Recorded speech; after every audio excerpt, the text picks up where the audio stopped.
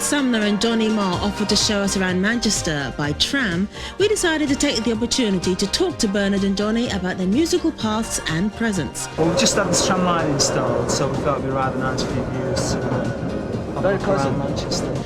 But juggling 2 or 3 bands at the same time can be detrimental to one's health. But I've come to the conclusion now that it's not the case, that what we do is really hard work. It's really, really incredibly hard work. You know, if you want to be good at it, and if you want your songs to be good, if you want your songs to be better than anyone else's, you've got to work your balls off, you know. But let's go back to 1982 when Stephen Morrissey and Johnny Marr formed the Smiths.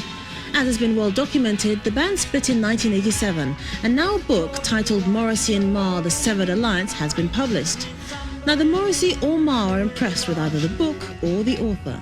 At first, it really annoyed me when it came out for about a week, and then it sort of amused me because you can't really take it seriously, you know. I can't take it seriously anyway.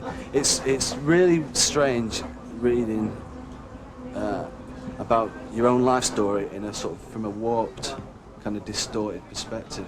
Morrissey issued a statement to the press saying that he wished Johnny Rogan, the author, would die in a motorway car crash. He also told British rock magazine Q, "It seems like he, Johnny Rogan, has interviewed anybody who has bared a grudge against me." Basically, it's 75% blatant lies. The rest is reasonably factual. His ex-partner is none too pleased with the book. Right now, I mean, I think it's only half a book, but I will put it to rights. Yeah, I intend on doing that, and I've actually, since the book's come out, I've had a couple of pretty interesting offers to do it, which I'm not, as I say, I'm not going to consider for a few years yet, but I will do it. Bernard, on the other hand, has suffered his own split story. This time, though, the rumours of New Order splitting up were just that. Basically, it was the enemy, which I don't take anymore as a result of this. I think the enemy do, you know, did a little number on us, like they did on a certain other group that's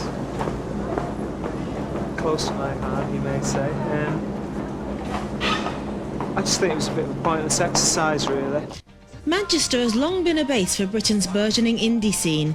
Even before the Manchester explosion of 1988, Johnny Marr and Bernard Sumner are the elder statesmen of Manchester music.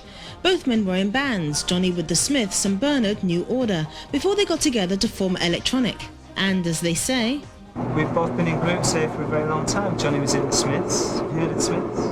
Perhaps Johnny would like to say something about the Smiths. And I was in New Order, still am. And we're here to do an interview about Electronic.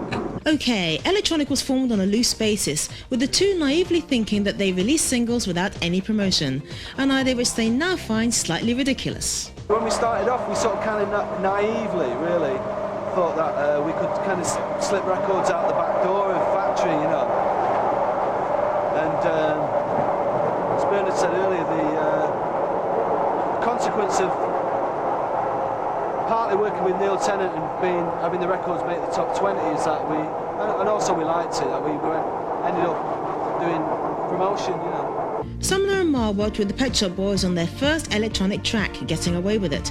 The result was a collaboration that has seen the Pet Shops working on Electronic's debut album.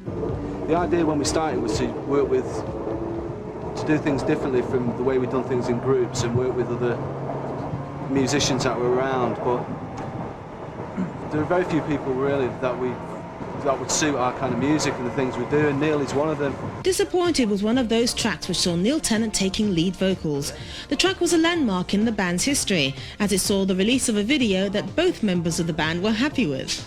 We just like Howard's videos, what we'd seen so far. He did Snap, Rhythm is a Dancer, and he did the Enigma videos.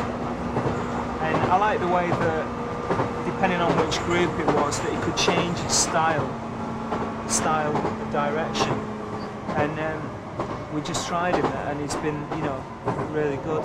We got on with him more than anyone else, and we think we'll use him again.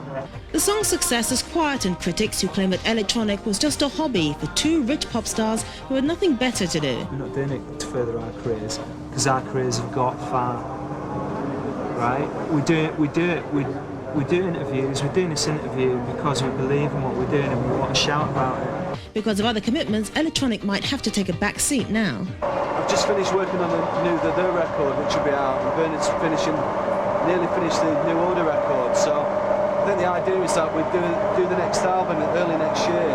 And in between that, maybe put a couple of singles out with involve a couple of other people. So we don't have to really we make the records, but we don't have to do anything else, which is quite good.